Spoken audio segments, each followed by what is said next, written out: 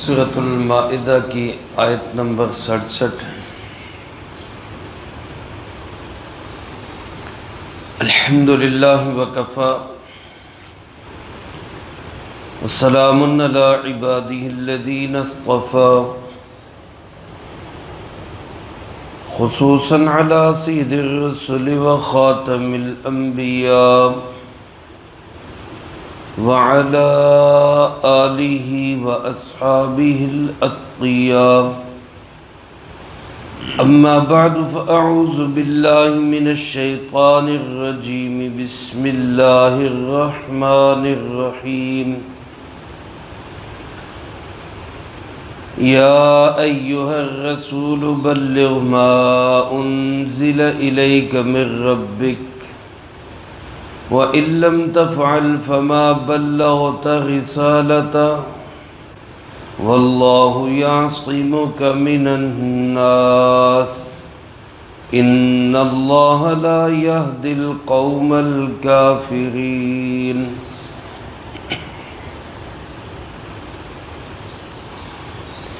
یا ایہا الرسول، اے رسول عظیم علیہ السلام، بلغ، تبلیغ کیجئے اس پیغام کی، ما انزل الیک من ربک، جو آپ کی طرف نازل کیا گیا آپ کے پروردگار کی جانب سے، وَإِن لَّمْ تَفْعَلْ، اور اگر آپ نے ایسا نہ کیا، فَمَا بَلَّغْتَ رِسَالَتَهُ، تو آپ نے رسالت کا حق ادا نہیں کیا، واللہ یعصمک من الناس، اور اللہ ہی ہے جو حفاظت کرے گا آپ کی لوگوں سے، ان اللہ لا یہدی القوم الکافرین، بے شک اللہ پاک راستہ نہیں دیتا کافر قوم کو۔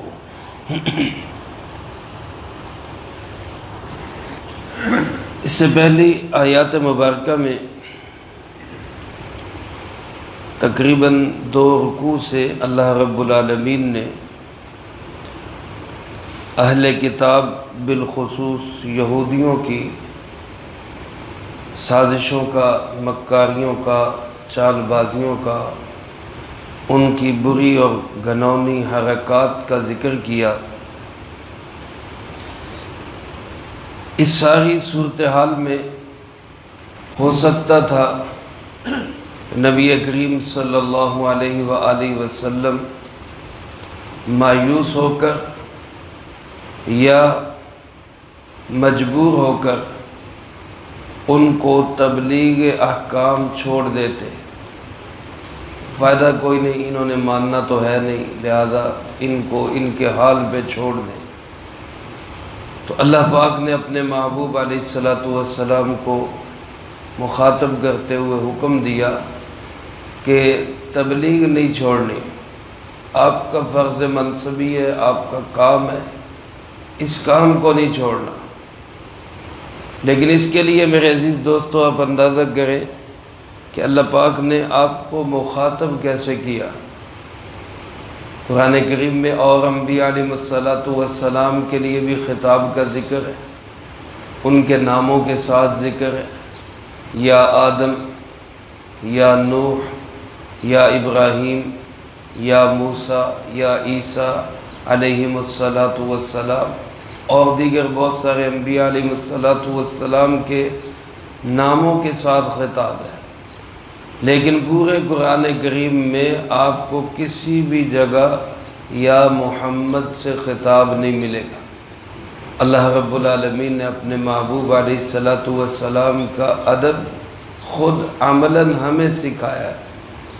خطاب کیا، یا ایہا الرسول، الرسول یعنی عظیم الشان رسول، اے عظمت والے نبی علیہ السلام، اور فرمایا حکم کیا ہے، بلغ ما انزل الیک من ربک، تبلیغ کریں، پہنچائیں ان سارے پیغامات کو جو آپ کی طرف اتارے گئے آپ کی رب کی جانب سے۔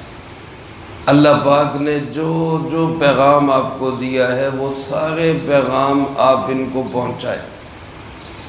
میرے محترم دوستو، گزشتہ درس میں بھی میں عرض کر چکا ہوں کہ ایک تو پیغام یہی ہے قرآن کریم کی شکل میں، یہ بھی اللہ کا پیغام ہے۔ ایک وہ تمام احادیث مبارکہ، وہ فرامین نبی علیہ السلام، وہ بھی اصل میں اللہ ہی کا پیغام ہے۔ اللہ پاک اپنے محبوب علیہ السلام کے دل میں جو بات ڈالتے ہیں وہ بھی کس کی طرف سے پیغام ہے؟ اللہ ہی کی طرف۔ گفتہ اللہ بود، اگرچہ از حلقوم عبداللہ بود، آپ کا فرمایا ہوا اللہ ہی کا فرمایا ہوا ہے، اگرچہ اس میں زبان مبارک آپ کی استعمال ہوئی ہے۔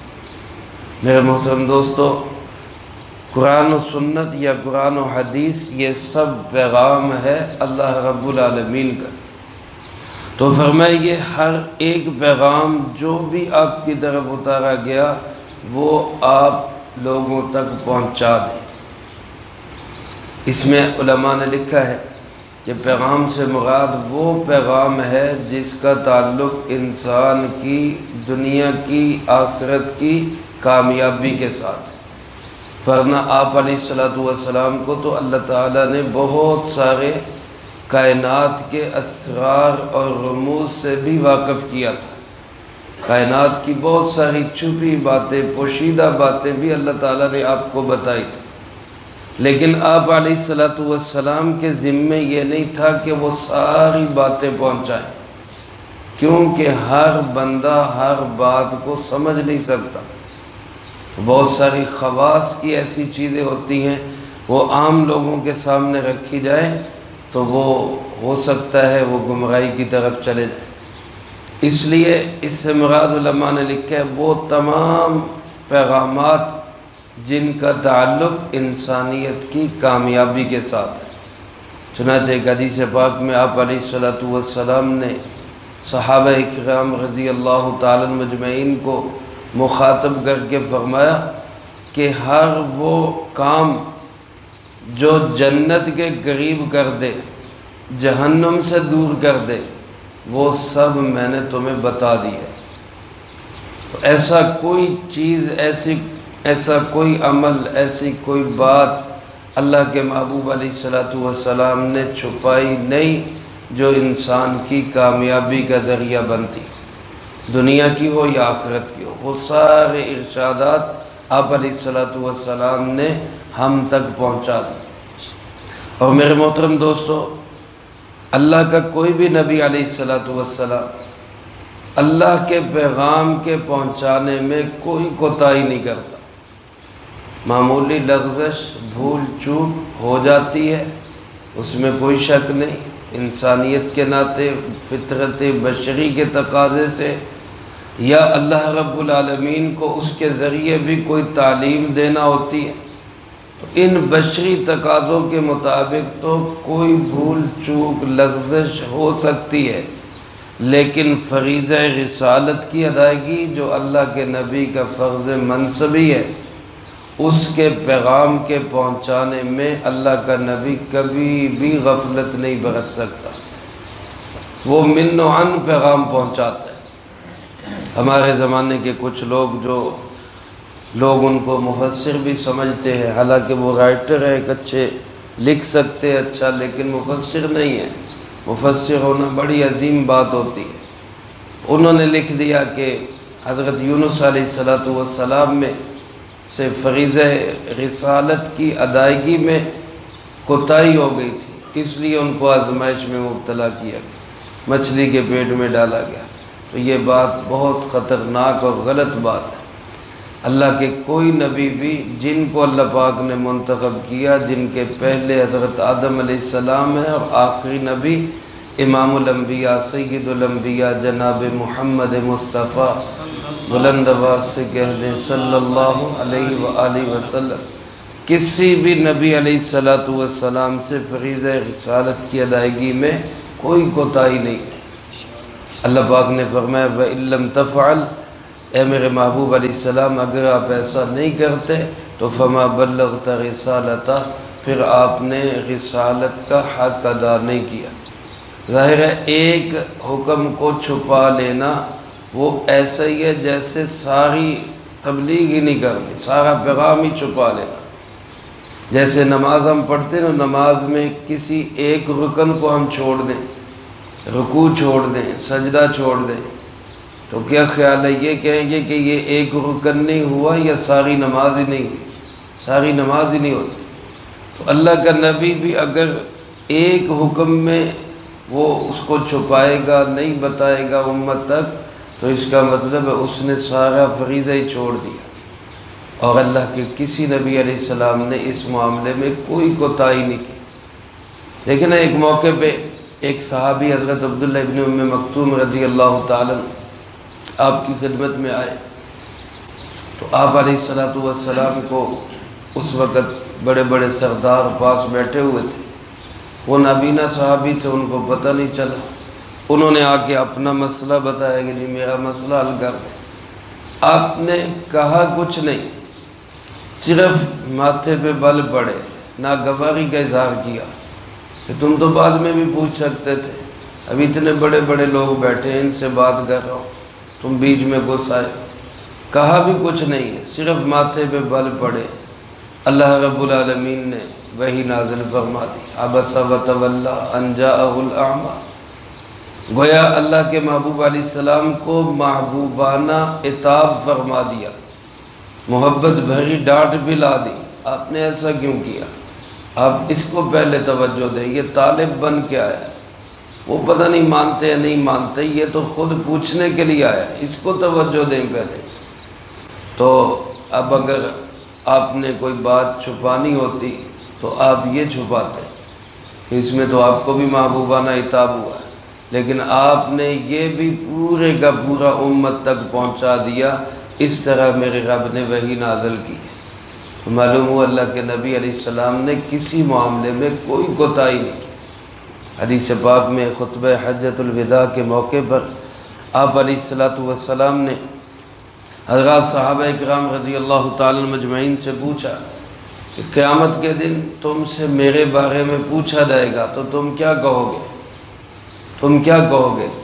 تو صحابہ اکرام رضی اللہ تعالیٰ مجمعین نے بیک زبان سب نے کہا کہ ہم یہی گواہی دیں گے کہ آپ نے تبلیغ رسالت کا حق ادا کر دیا، بل ادیت حق الابلاغ، آپ نے پہنچانے کا حق ادا کر دیا۔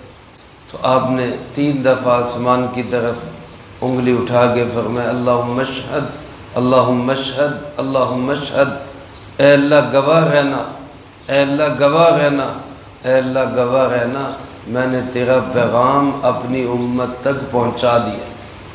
اور پھر فرمایا الا فلیبلغ الشاہد الغائب، فرمایا اب جتنے حاضرین ہیں تمہاری ذمہ داری ہے کہ غائبین تک تم دین پہنچاؤ۔ اس وقت صحابہ حاضر تھے، ہم غائب تھے، آج دین ہم تک پہنچ چکا، ہم حاضر ہیں، آنے والی نسلیں غائب ہیں، تو اگلی نسلوں تک دین کا پہنچانا یہ ہماری ذمہ داری ہے، ہمارا کام ہے۔ ظاہر ہے تبلیغ کے راستے میں جب انسان حق کی تبلیغ کرتا ہے تو دشمنیاں بھی ہوتی ہیں، مخالفتیں بھی ہوتی ہیں، لوگ بعض اوقات جسمانی طور پر، بعض اوقات ذہنی طور پر، بعض اوقات جانی طور پر نقصان پہنچاتے ہیں۔ آپ علیہ السلام کو بھی یہ اندیشے تھے۔ ایک موقع پہ آپ نے فرمایا کہ یا لیتنی رجل یحرسنی، او کما قال علیہ السلام، کاش کہ کوئی آدمی جو میری حفاظت کرے، میری چوکیداری کرے۔ تو حضرت سعد ابن ابی وقاص رضی اللہ تعالیٰ عنہ جو رشتے میں آپ علیہ السلام کے ماموں بھی لگتے اور 7ویں نمبر پر مسلمان ہونے والے صحابی رسول ہیں اور 10 مبشرہ میں سے ہیں، وہ آپ علیہ السلام کے خیمے میں تشریف لائے۔ آپ نے پوچھا کیسے آنا ہوا؟ تو انہوں نے بتایا کہ میں اس لیے آیا ہوں کہ دائیں بائیں دشمن پھر رہے ہیں، آپ سے مخالفت کرنے والے ہیں، تو آپ کو کوئی نقصان نہ دیں، میں آپ کا پہرا دینے کے لیے آیا۔ رسول اللہ صلی اللہ علیہ وسلم نے انتہائی مسرت کا اظہار فرمایا، بہت خوشی کا اظہار فرمایا۔ وہ آپ کا پہرا دیا کرتے تھے۔ ہمارے یہاں بعض لوگ خام خواہ اعتراض کرتے ہیں، لو جی یہ پہرے دار رکھے ہوئے ہیں، یہ اللہ حفاظت کرنے والا تو پہرے دار کیوں رکھے؟ خاص طور پہ علماء پہ تو کہ جناب انہوں نے بھی باڈی گارڈ رکھے ہوئے ہیں، مولانا طارق جمیل صاحب مدذل ہو انہوں نے بھی باڈی گارڈ رکھے ہیں، جناب فلاں نے بھی باڈی گارڈ رکھے ہیں، تو ہمیں توکل کا کہتے ہیں۔ ایسا اعتراض کرنے والے لوگ توکل کا معنی ہی نہیں سمجھتے۔ توکل کہتے کس کو؟ اللہ کے نبی علیہ السلام نے پہرے دار رکھے، حضرت سعد رضی اللہ تعالیٰ عنہ آپ کا پہرا دیا کرتے تھے، حضرت حذیفہ رضی اللہ تعالیٰ عنہ آپ کا پہرا دیا کرتے تھے۔ لیکن جب یہ جملہ اللہ پاک نے نازل فرمایا واللہ یعصمک من الناس، لوگوں سے آپ کی حفاظت کون کرے گا؟ خود اللہ کرے گا۔ آپ صلی اللہ علیہ وسلم کے ساتھ اللہ نے یہ وعدہ کر دیا، آپ کے ساتھ میرا وعدہ ہے آپ کی حفاظت میں خود کروں گا۔ تو آپ صلی اللہ علیہ وسلم نے پھر ان پہرے داروں سے فرمایا کہ اب آپ کی ضرورت نہیں، اب میری حفاظت کرنے والا کون ہے؟ اللہ رب العالمین۔ چنانچہ آپ علیہ السلام کو زندگی بھر تمام تر سازشوں اور چاہتوں کے باوجود کوئی کافر جانی طور پر کوئی نقصان نہیں پہنچا سکتا۔ معمولی تکلیفیں وہ تو زندگی کا حصہ ہے اور انسان کو آگے بڑھانے کے لیے، درجات کی بلندی کے لیے اللہ کی طرف سے ہو جاتی ہے، لیکن جانی طور پر آپ کو کوئی نقصان نہیں پہنچا سکا۔ یہ اللہ رب العالمین کی وہ حفاظت اور سیکورٹی تھی۔ تو بہرحال اللہ پاک نے فرمایا کہ آپ دین کی ایک ایک بات کو ان تک پہنچائیں، کوئی گھبرانے کی ضرورت نہیں، کوئی ڈرنے کی ضرورت نہیں۔ آپ کا محافظ خود کون ہے؟ اللہ۔ ان اللہ لا یہدی القوم الکافرین، فرمایا یہ نہیں مانتے تو یہ نہیں مانیں گے، کیوں کہ جو ضدی لوگ ہوتے ہیں اللہ ان کو کبھی بھی راستہ نہیں دیتا، وہ ہمیشہ ضد پہ ہی اڑے رہتے ہیں۔ ان اللہ لا یہدی القوم الکافرین، ایسے ضدی کافروں کو اللہ کبھی بھی راستہ نہیں دیتا۔ تو لہذا آپ اپنا فرض منصبی پورا کریں، کوئی مانے تب بھی ٹھیک، نہ مانے تب بھی ٹھیک۔ میرے محترم دوستو، یہی آپ صلی اللہ علیہ وسلم کا فریضہ رسالت، آپ کی نیابت میں آج ہماری ذمہ داری ہے کہ ہم اپنی طرف سے دین حق کی تبلیغ اور اس کا پیغام پہنچاتے رہیں۔ کم از کم ہم نماز کا لوگوں کو کہتے رہیں کہ بھئی نماز پہ آؤ، نماز پہ آؤ، کمائیوں کو پاک کرو، اللہ کے حق بھی ادا کرو، بندوں کے حق بھی ادا کرو۔ کہنا سننا ہمارے ذمے، کوئی مان لے اس کی مرضی، کوئی نہ مانے اللہ جانے اور وہ جانے۔ تو میں آپ نیت کریں کہ انشاءاللہ ہم اپنا فرض ضرور ادا کریں گے۔ اللہ ہم سب کو اس کی توفیق نصیب فرمائے، جو کہا سنا اس کو زندگی میں لا کے دوسروں تک پہنچانے کی توفیق عطا۔ اللہم انت السلام ومنک السلام، تبارکت ربنا وتعالیت یا ذا الجلال والاکرام۔ اللہم اعنا علی ذکرک وشکرک وحسن عبادتک۔ اللہم احسن عاقبتنا فی الامور کلها واجرنا من خزی الدنیا وعذاب الآخرہ۔